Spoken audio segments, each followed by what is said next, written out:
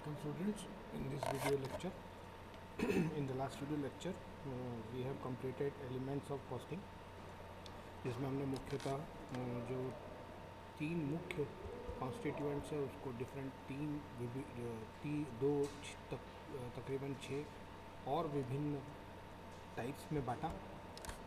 तो मुख्य जो हमारे थे वो थे मटेरियल, लेबर और एक्सपेंसेस। मटेरियल, लेबर और एक्सपेंसेस, इसको हमने और तीन भागों में दो भागों में और बांटा, कुल मिलाकर 6। तो ये होते हैं तकरीबन direct material, indirect material, direct labour, indirect labour, direct और चार्जेबल एक्सपेंसेस या सीधे डायरेक्ट एक्सपेंसेस और लास्ट इनडायरेक्ट एक्सपेंसेस। अब इनडायरेक्ट एक्सपेंसेस में हम और जो 4 मुख्य खर्चे हैं, एक्सपेंसेस मतलब खर्चे, हिंदी में उसे खर्चे कह सकते हैं। तो ये कौन कौन से हैं? तो सबसे पहला factory expenses, administrative expenses, selling expenses और डिस्ट्रीब्यूशन एक्सपेंसेस। तो आज हम इस वीडियो लेक्चर के माध्यम से इन्हीं को और समझने की कोशिश करेंगे और साथ ही साथ हम इसकी इम्पोर्टेंस क्यों है, क्योंकि जब हम एग्जैक्टली कॉस्ट निकालते हैं तो उस कॉस्ट में इनका बहुत महत्वपूर्ण योगदान रहता है और किस तरीके से हम इन सब का प्रयोग करके हम हमारा प्रॉफिट निकालने की कोशिश करते हैं किसी भी प्रोडक्ट का। तो इनडायरेक्ट एक्सपेंसेस में जो सर्वप्रथम है फैक्ट्री एक्सपेंसेस, जैसे कि फैक्ट्री में होने वाला खर्च। दूसरा एडमिनिस्ट्रेटिव एक्सपेंसेस, मतलब एडमिनिस्ट्रेटिव यानी कि ऑफिस में होने वाला खर्च। सेलिंग एक्सपेंसेस, जैसे कि हम सेल कहते हैं, सेल में होने वाला खर्च। डिस्ट्रीब्यूशन एक्सपेंसेस, हमारे प्रोडक्ट को एंड यूज़र तक पहुंचाने के लिए जो खर्च होता है उस खर्च को जब हम करते हैं तो उसमें होने वाला खर्च। तो ये सारे तो हम देख ही चुके हैं। हम सीधे फैक्ट्री एक्सपेंसेस पे आते हैं, जो 7 नंबर पॉइंट पे दिया हुआ है नोट्स में। तो फैक्ट्री एक्सपेंसेस, जिसे हम फैक्ट्री खर्च कहते हैं हिंदी में, इन खर्चों में ऐसे खर्च शामिल होते हैं जो प्लांट के अंदर, विद इन द प्लांट, ध्यान रखें, विद इन द प्लांट वास्तविक संक्रियाओं पर खर्च होते हैं। संक्रियाएँ मतलब प्रोसेस, जो रियल प्रोसेसेस होते हैं सिर्फ उस पर ये एक्सपेंडिचर्स होते हैं। इनमें अप्रत्यक्ष पदार्थ लागत, अप्रत्यक्ष श्रम भी शामिल रहती है। इसे वर्क्स ऑन कॉस्ट भी कहते हैं। तो ये फैक्ट्री एक्सपेंसेस को सर्वप्रथम 2 शब्दों से बोलते हैं, फैक्ट्री एक्सपेंसेस या वर्क ऑन कॉस्ट। दूसरा, जो ऐसी प्लांट के अंदर होने वाले जितनी भी प्रोसेसेस हैं उन प्रोसेसेस को शामिल करके हम उनको निकालने की प्रयास करते हैं। जैसे अप्रत्यक्ष पदार्थ लागत, फैक्ट्री के अंदर, सिर्फ फैक्ट्री के अंदर लगने वाले पदार्थ लागत की ही हम बात कर रहे हैं। सपोज़ फैक्ट्री के अंदर हमारे जनरल मैनेजर का ऑफिस है। उस जनरल मैनेजर जो हमारे फैक्ट्री के प्लांट्स हैं उनके ऑफिस में कई कर्मचारी काम करते हैं। तो जो कर्मचारी काम करते हैं उनका डायरेक्ट श्रम में तो सहयोग नहीं है। जो ऑफिसर्स यहाँ बैठते हैं ऑफिस के अंदर, उनका डायरेक्ट तो किसी से नहीं है। तो वो उनकी जो पेमेंट है वो इस फैक्ट्री एक्सपेंसेस में आएगी। फैक्ट्री में लगने वाला टेलीफोन बिल, ऑफिस फैक्ट्री में लगने वाला टेलीफोन बिल, ये अप्रत्यक्ष पदार्थ लागत में आएगी। उसका जो बिल आएगा अप्रत्यक्ष श्रम में। गार्डन, जो फैक्ट्री के ऑफिसेस में गार्डन का होता है वो आएगा। वो फैक्ट्री ऑफिसेस में होने वाली लगने वाली चाय जो आती है वो इसमें अप्रत्यक्ष में आएगी। अप्रत्यक्ष चाय जो है वो इसमें आएगी, इनडायरेक्ट कॉस्ट में आएगी।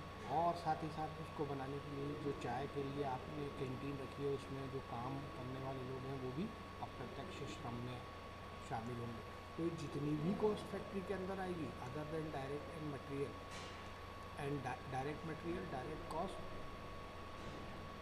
डायरेक्ट एक्सपेंसेस, इनको छोड़ के जो भी फैक्ट्री के अंदर लगने वाले खर्चे हैं वो इसे फैक्ट्री एक्सपेंसेस के अंदर जोड़ते हैं और इसे वर्क्स ऑन कॉस्ट भी कहते हैं।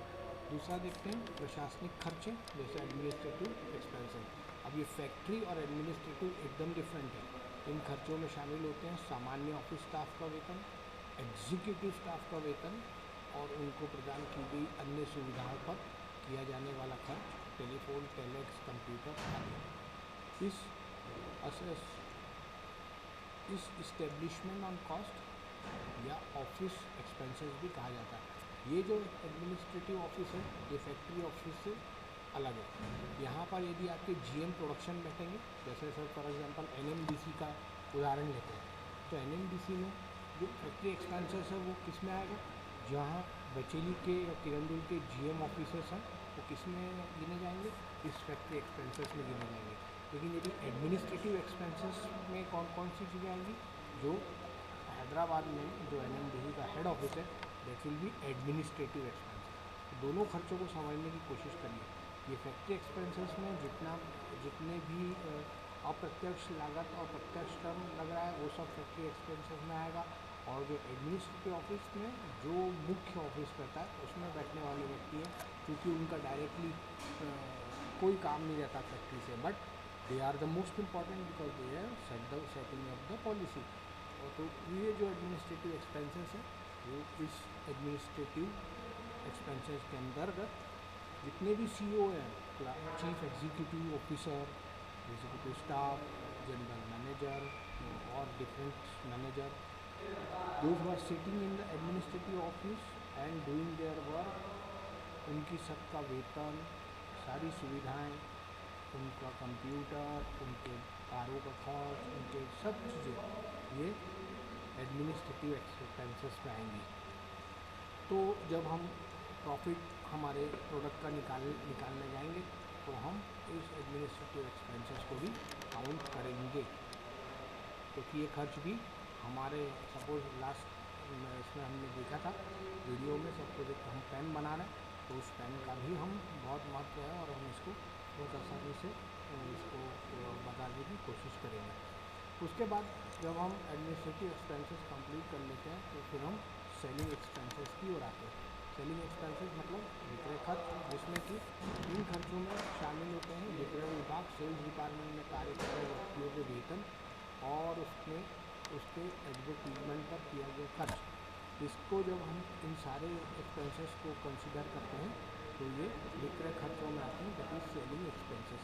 तो ये मुख्यतः कहाँ पर होंगे, जब हम ऑफिस की बात नहीं कर रहे हैं, न कि यहाँ ध्यान देंगे, न कि फैक्ट्री की बात करेंगे, न एडमिनिस्ट्रेटिव की बात करेंगे, हम अभी सिर्फ सेलिंग की बात करें, यानी कि सेल्स के जितने भी स्टाफ है और उनके वेतन है और उनको दी जाने वाली सुविधाएं हैं, उन पर उनकी कारें हैं, उनके ऊपर किया गया खर्च है, पेट्रोल है, उनके होटलों में रुकने का खर्च है, उनके किसी डिनर, लंच, ब्रेकफास्ट, ये जो अप्रत्यक्ष उनके खर्चे हैं ड्यूरिंग द सेल्स उन्होंने किए, ये सारी चीज़ें विक्रय खर्चों में आएंगी, दैट आर सेलिंग एक्सपेंसेस। ये सेलिंग एक्सपेंसेस, एडमिनिस्ट्रेटिव एक्सपेंसेस और फैक्ट्री एक्सपेंसेस एकदम कम्प्लीटली डिफरेंट है एक दूसरे से। लास्ट आते हैं हम वितरण खर्च, मतलब डिस्ट्रीब्यूशन एक्सपेंसेस। इन खर्चों में शामिल होते हैं वो एक्सपेंसेस जो हमारा एकदम लास्ट फिनिश प्रोडक्ट को दूसरे एंड कस्टमर तक पहुंचाने में जो खर्च लगता है उसे हम सेलिंग एक्सपेंस, डिस्ट्रीब्यूशन एक्सपेंसेस में करते हैं। तो इन खर्चों में हमें बहुत सारे फिनिश प्रोडक्ट हैं उनको क्लास कस्टमर तक पहुंचाने में काफ़ी खर्च होता है। कैसे भाई, प्रोडक्ट हम बनाते हैं उसको सही तरीके से रखते हैं, फिर उसको जो मेन स्टेट का डीलर रहता है उसके पास हम भेजते हैं, उस डीलर से सब डीलर के पास जाता है, सब डीलर से डिस्ट्रीब्यूटर, स्टॉकिस्ट, तो ये एक सीरीज चेन चलती है। जैसे स्टेट की हम बात करेंगे तो एकदम स्टेट में सबसे पहले किसके पास आता है प्रोडक्ट, सबसे पहले आता है C&F agent, carrying and forwarding agent. ये कंपनी का गोडाउन रहता है और कंपनी सबसे पहले C&F एजेंट के पास अपना प्रोडक्ट भेजती है।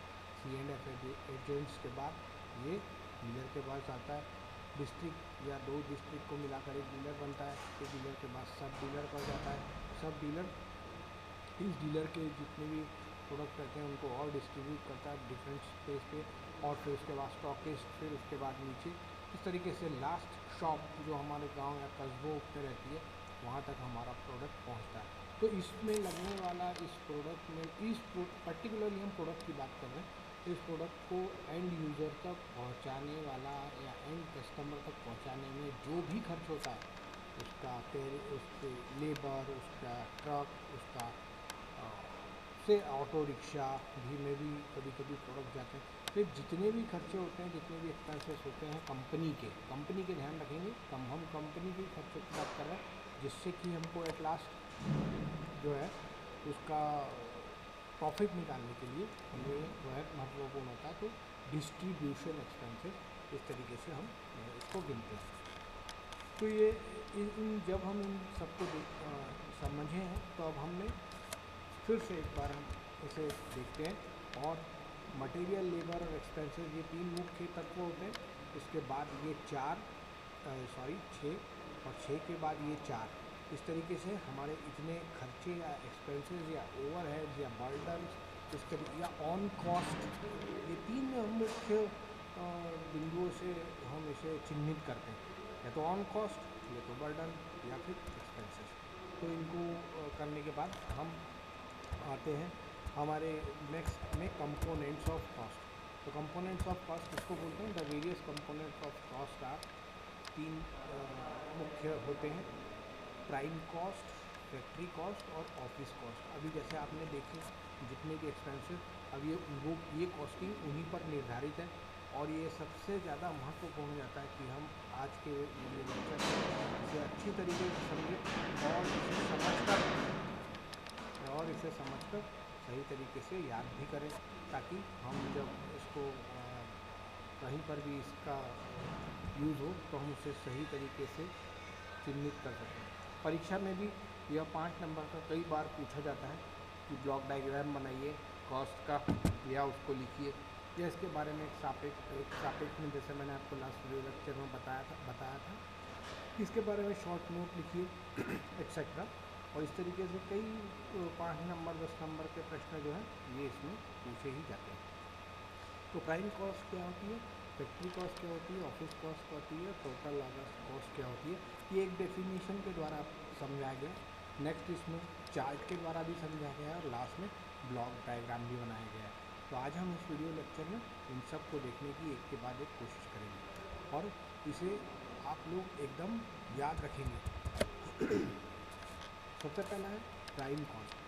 प्राइम कॉस्ट क्या होती है? इसमें प्रत्यक्ष, ध्यान रखिए, सिर्फ प्रत्यक्ष पदार्थ लागत, प्रत्यक्ष श्रम लागत तथा प्रत्यक्ष खर्चे शामिल होते हैं। यदि प्राइम कॉस्ट की बात करेंगे तो हमारे पास direct material cost, direct labour cost और डायरेक्ट एक्सपेंसेस। जब हम इन तीनों को जोड़ते हैं तो हमारा डायरेक्ट कॉस्ट या प्राइम कॉस्ट का आकलन होता है। ये देखिए, मैंने आपको प्राइम कॉस्ट बोला है, मैंने अभी वर्ड यूज़ किया डायरेक्ट कॉस्ट। क्यों डायरेक्ट कॉस्ट यूज़ किया? तो देखेंगे तो आप प्रत्यक्ष मतलब direct material cost, direct labour cost और डायरेक्ट एक्सपेंसेस, हर चीज़ डायरेक्ट है। That's why I have used the word direct cost या प्राइम लागत। But prime cost is the main, you have to remember that is prime cost. तो prime cost क्या होती है? जिसमें सारे खर्चे, प्रत्यक्ष पदार्थ, प्रत्यक्ष श्रम और प्रत्यक्ष खर्चों को हम ध्यान में रखते हुए प्राइम कॉस्ट का कैलकुलेशन करते हैं। फैक्ट्री कॉस्ट क्या होती है? इसमें प्राइम लागत और फैक्ट्री खर्चे शामिल होते हैं। अब प्राइमरी कॉस्ट या प्राइम कॉस्ट को हमने कैलकुलेट कर लिया है। Direct cost, prime cost, primary cost सब एक ही है। और फैक्ट्री कॉस्ट के लिए निकालने के लिए हम इसमें जो फैक्ट्री एक्सपेंसेस है, जो हमने अभी थोड़ी देर पहले ही समझा है, तो इस फैक्ट्री कॉस्ट का जब हम ऐड कर देते हैं प्राइम कॉस्ट में, तो ये कौन सी कॉस्ट हो जाती है? Factory cost. इसमें प्राइम लागत यानी कि प्राइम कॉस्ट तथा फैक्ट्री खर्चे यानी फैक्ट्री एक्सपेंसेस, इनको जब हम जोड़ते हैं तो हमारी क्या आ जाती है? Factory cost. बहुत आसान है समझने के लिए, लेकिन थोड़ा सा डिफ़िकल्ट है। यदि आपने समझा नहीं है तो इसको बिल्कुल नोट करिए और अच्छे से इसको समझने की कोशिश करिए। देन हम आते हैं ऑफिस कॉस्ट यानी कि ऑफिस की लागत। इसमें यही फैक्ट्री यानी कि प्राइम के बाद एक्सपेंसेस जुड़े, सारे डायरेक्ट कॉस्ट जुड़े तो क्या हुआ? प्राइम कॉस्ट आई। प्राइम कॉस्ट में हमने फैक्ट्री खर्चे जोड़े तो हमारी फैक्ट्री कॉस्ट आ गई। इसी फैक्ट्री कॉस्ट में हम ऑफिस कॉस्ट निकाल रहे हैं, तो फैक्ट्री कॉस्ट प्लस प्रशासनिक खर्चे, एडमिनिस्ट्रेटिव एक्सपेंसेस, हमने पहले ही बोला है, तो उसे ऑफिस कॉस्ट कहते हैं। एडमिनिस्ट्रेटिव एंड ऑफिस इस बोथ सेम। और टोटल कॉस्ट जब हम निकालेंगे तो इसमें ऑफिस कॉस्ट प्लस विक्रय व वितरण खर्चे ये सारे जुड़ गए, विक्रय एवं वितरण खर्चे, सेल्स और डिस्ट्रीब्यूशन एक्सपेंसेस जुड़ गए किसमें, ऑफिस कॉस्ट में। तो इससे हमारी क्या आ गई, टोटल कॉस्ट। अब हमारी टोटल कॉस्ट आने के बाद हम प्रॉफिट कैसे निकालते हैं इसको भी हम आगे देखेंगे, लेकिन इसके बाद हम एक और डायग्राम से इसको और समझने की कोशिश करेंगे। ये देखिए बिल्कुल सेम जो अभी हमने पढ़ा, अब हम इसे इस चार्ट द्वारा समझने की कोशिश करेंगे और उसके बाद लास्ट ब्लॉक डायग्राम। तो इस सेलिंग प्राइस में देखते हैं, सेलिंग प्राइस को। So the selling price is total cost. दो भागों में इसे बांटते हैं। तो टोटल कॉस्ट यहाँ तक तो हमने अभी किया है, ये बार भी बहुत इम्पॉर्टेंट है। और जब भी आपको कभी कोई क्वेश्चन पूछे और इस तरीके का यदि शॉर्ट नोट आए तो आप इस सबसे पहले इसको याद रखिए, और इसको याद करने के बाद आप जो अभी तक हमने लास्ट वीडियो लेक्चर और इस लेक्चर को मिलाकर जो थ्योरी अभी पढ़ी है उसे अच्छी तरह से ब्रीफ एक्सप्लेन करिए। सिर्फ नाम से ही आप सही तरीके से एक्सप्लेन भी कर सकते हैं। तो देखिए टोटल कॉस्ट आई, यहाँ पर देखिए कोई एरो नहीं है, यहाँ पर इसके दो पार्ट हुए टोटल कॉस्ट के। यहाँ पर हमने प्रॉफिट और लॉस निकाल लिया। सेलिंग प्राइस, जब हम कोई सामान खरीदते हैं, फॉर एग्जांपल मैं टूथपेस्ट खरीदने गया मॉर्निंग में, तो उस पर जो मैक्सिमम रिटेल प्राइस है दैट इज़ 20.40, 20 रुपये 40 पैसे लिखा हुआ है। तो 20 रुपये 40 पैसे उस टूथपेस्ट की कॉस्ट को कैसे कैलकुलेट करेंगे वो हम यहाँ पर डिटेल में देखते हैं, और यही हमारा मुख्य उद्देश्य रहता है जब भी हम सेलिंग प्राइस निकालते हैं। तो टोटल कॉस्ट निकालते हैं। टोटल कॉस्ट में प्रॉफिट या लॉस दोनों हो सकता है, प्रॉफिट भी हो सकता है, लॉस को हो सकता है। इन दोनों को जब जोड़ते हैं तो हमारी सेलिंग प्राइस निर्धारित होती है, मतलब बेचने की कीमत, जैसे कि हम मैक्सिमम रिटेल प्राइस कहते हैं। अब इस टोटल कॉस्ट के दो कॉन्स्टिट्यूएंट्स हैं, दो तत्व हैं। पहला है ऑफिस कॉस्ट और दूसरा है सेलिंग और डिस्ट्रीब्यूशन एक्सपेंसेस। इन दोनों को मिलाकर ये टोटल कॉस्ट बनती है। ऑफिस कॉस्ट के दो कॉन्स्टिट्यूएंट्स हैं, फैक्ट्री कॉस्ट और एडमिनिस्ट्रेटिव एक्सपेंसेस। इन दोनों को मिलाकर ऑफिस कॉस्ट बनती है। उसके बाद प्राइम कॉस्ट, फैक्ट्री कॉस्ट कैसे बनती है, प्राइम कॉस्ट और फैक्ट्री एक्सपेंसेस इन दोनों को मिलाकर हमारी फैक्ट्री कॉस्ट बनती है। और प्राइम कॉस्ट कैसे बनती है, direct material cost, direct labour cost और डायरेक्ट एक्सपेंसेस। जब हम इन तीनों को मिलाते हैं तो हमारा प्राइम कॉस्ट बनती है। तो ये बहुत महत्वपूर्ण है, आप इसे इस तरीके से भी याद रखिए। और इन तीनों विधियों से ज़्यादा अब आप ये जो आखिरी विधि है इसकी, ये इस तरीके से इससे भी आप याद रखने की इसको कोशिश करिए। तो ये इसे ब्लॉक डायग्राम कहते हैं। हम ब्लॉक डायग्राम हम कई बार अपने इंजीनियरिंग इस करियर में हम बनाते रहते हैं। तो देखिए ये 3 ब्लॉक्स हैं, मैं फिर से इसको कंप्लीट दिखाने की कोशिश करता हूँ। हाँ, तो ये देखिए ये 3 ब्लॉक्स हैं, direct expenses, direct labour, direct material. तो ये तीनों को मैंने लिख लिया, तीनों को डिस्ट्रीब्यूट कर लिया। इन तीनों को इक्वलेंट को मैं बोलूँगा डायरेक्ट और प्राइम कॉस्ट। तो मैंने यहाँ डायरेक्ट और प्राइम कॉस्ट लिख दिया। फैक्ट्री एक्सपेंसेस जोड़े और यहाँ एक सीधी लकीर खींच दी। तो अब ये टोटल कॉस्ट कौन सी हो गई, फैक्ट्री और work cost. Work on cost भी बोलते हैं, वर्क कॉस्ट भी बोलते हैं। तो ये फैक्ट्री और वर्क कॉस्ट हो गई। इसमें मैंने एडमिनिस्ट्रेटिव एक्सपेंसेस जोड़े, उसके बाद ये कौन सी कॉस्ट हो गई, ऑफिस कॉस्ट हो गई।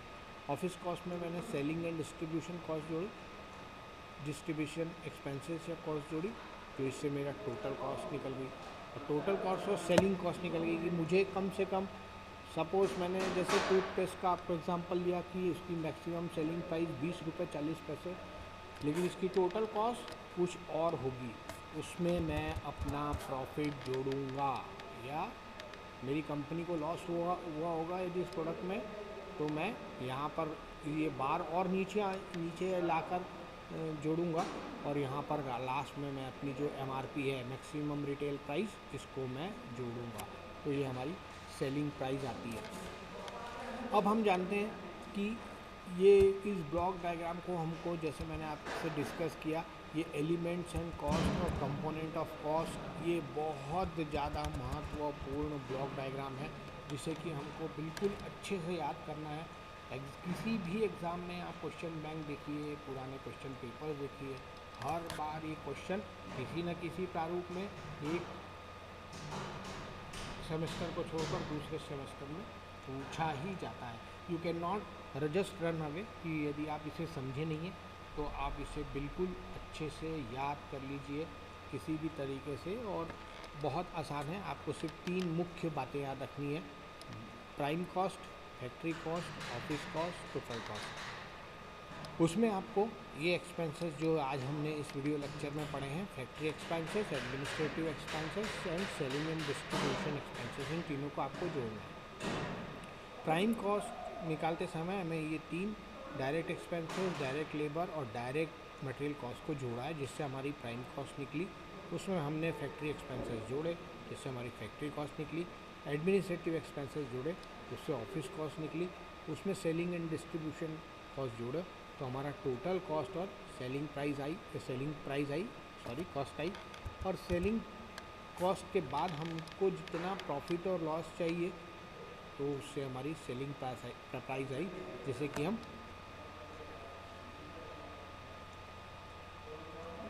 MRP भी कहते हैं, मैक्सिमम रिटेल प्राइस। इससे ज़्यादा या कम हम अपने प्रोडक्ट की कीमत नहीं लगा सकते हम कस्टमर से, इससे ज़्यादा हम पैसे नहीं ले सकते। अब हम यहाँ पर देखते हैं, यदि हम प्रॉफिट ले रहे हैं तो बहुत अच्छा ये ग्राफ हमेशा आप देख रहे हैं। खर्चे जैसे जैसे ये सारे एक्सपेंसेस हैं आपके, ये सारे खर्चे हैं, ऑन कॉस्ट है आपकी या बर्डन्स है। यदि ये नहीं होते तो क्या होता, ये सीधे आप direct cost, prime cost, factory cost, office cost, total cost लगाकर आप यहाँ तक आ जाते और इतना प्रॉफिट जोड़ते।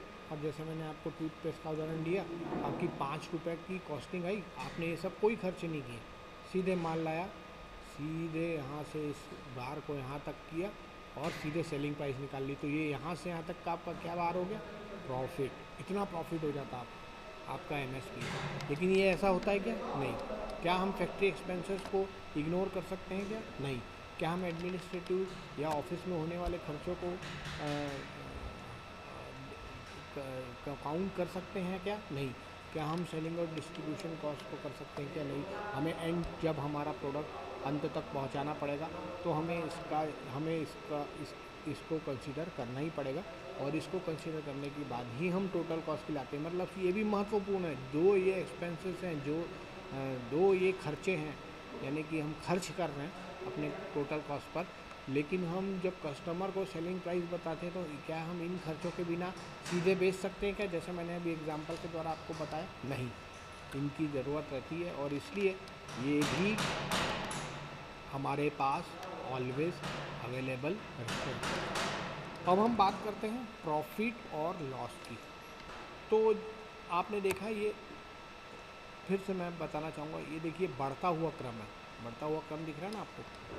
फैक्ट्री में बढ़ा, फिर एक्सपेंसेस, एडमिनिस्ट्रेटिव में बढ़ा, फिर सेलिंग एंड डिस्ट्रीब्यूशन में बढ़ा, फिर प्रॉफिट और लॉस में बढ़ा, और लास्ट में हमारी सेलिंग प्राइस आई।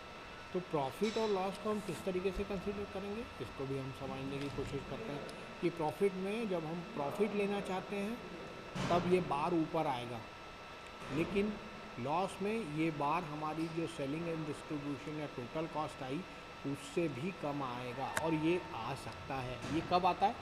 जब हम कोई नया प्रोडक्ट मार्केट में उतारते हैं और उस मार्केट में आपके जैसे क्वालिटी, उसके स्टैंडर्ड्स और उसकी सेफ्टी से मिलते जुलते कई प्रोडक्ट मार्केट में अवेलेबल होते हैं। तो एट दैट टाइम जब आप किसी प्रोडक्ट को इंट्रोड्यूस करते हैं तो आप उसको लॉस पर भी स्टार्टिंग में बेचते हैं, कि ताकि आपका ब्रांड नेम जो है, जो भी आपके प्रोडक्ट का ब्रांड नेम है, वो ग्राहकों को मिले, वो उसको समझे, प्रोडक्ट को यूज़ करे, उसका फीडबैक दे, देन यू इम्प्रूव मोर, और उसके बाद आप फिर थोड़ी थोड़ी देर में उसके दाम बढ़ाते रहते हैं, and then you started making profit, और तब आपको लास्ट में उस प्रॉफिट से आप उसकी सेलिंग प्राइस का निर्धारण करते हैं। ये महत्वपूर्ण इसलिए भी हो जाता है कि यदि हम प्रॉफिट को ही ध्यान में रखते हुए भी काम करें, तो इस प्रॉफिट को ध्यान में रखते हुए ही काम करना है, तो हमको हमारी जो टोटल कॉस्ट है उसमें हमेशा कुछ ना कुछ ऐड करते रहना पड़ेगा, क्योंकि आपके पास जितना भी प्रॉफिट आएगा वो आपके ड्यूरिंग द कोर्स आपका जो प्रोडक्ट है, सपोज़ आप आज 10 पेन बनाते हैं और 10 पेन बनाकर आप उसे 100 पेन की आपकी कैपेसिटी आपको करनी है, तो ये जो ग्राफ है आपका, ये जो ब्लॉक डायग्राम है आपका, ये हमेशा बढ़ता ही रहता है। किसी भी कंपनी के लिए ये कभी घटता नहीं है, ये हमेशा बढ़ता ही रहता है। इसलिए आप हर समय प्रॉफिट की अपेक्षा एक्सपेक्टेशन प्रॉफिट की आप हमेशा नहीं कर सकते हैं। आप हमेशा प्रॉफिट ही कमाएंगे, ऐसा नहीं है। आपको कभी लॉस में भी आपको प्रोडक्ट बेचना पड़ सकता है। तो जब कंपनी इंट्रोड्यूस करती है या खुद एक नई कंपनी जब मार्केट के अंदर आती है, at that time they are making always loss, that's why it is written here profit और लॉस। ऐसा नहीं है कि हमेशा हम प्रॉफिट गेन करेंगे। जब कंपनी नई कंपनी अपने प्रोडक्ट को इंट्रोड्यूस करती है मार्केट में, तो वो लॉस में ही बेचती है। तो जो लॉस में बेचने के कारण वो जो हमारा सेलिंग प्राइस है वो उनके लिए कम रहता है, हमें भी प्रोडक्ट कस्टमर को भी बहुत अच्छे से मिलता है। लेकिन जब उस कंपनी का प्रोडक्ट सक्सेसफुल हो जाता है, लोग कस्टमर उसको अप्रिशिएट करते हैं और डिमांड करते हैं, जब डिमांड ज़्यादा बढ़ती है, then the company started making profit from a small fraction. धीरे धीरे उसकी सेलिंग प्राइस को बढ़ाई जाती है, और जैसे जैसे हम इस टोटल कॉस्ट या के साथ इसकी सेलिंग कॉस्ट को बढ़ाएंगे, तो हम प्रॉफिट को भी अटेन करते हैं, और एट लास्ट हमको जो कस्टमर पे करता है, जैसे मैंने आपको अभी एग्जाम्पल के साथ बताया,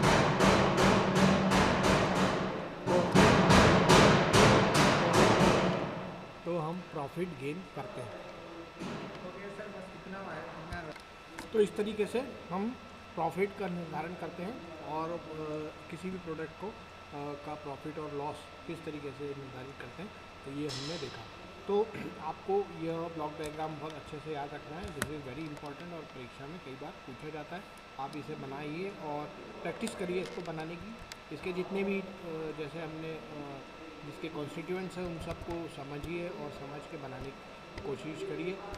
इन the next video lecture we will see another topic. Thank you very much for your kind attention.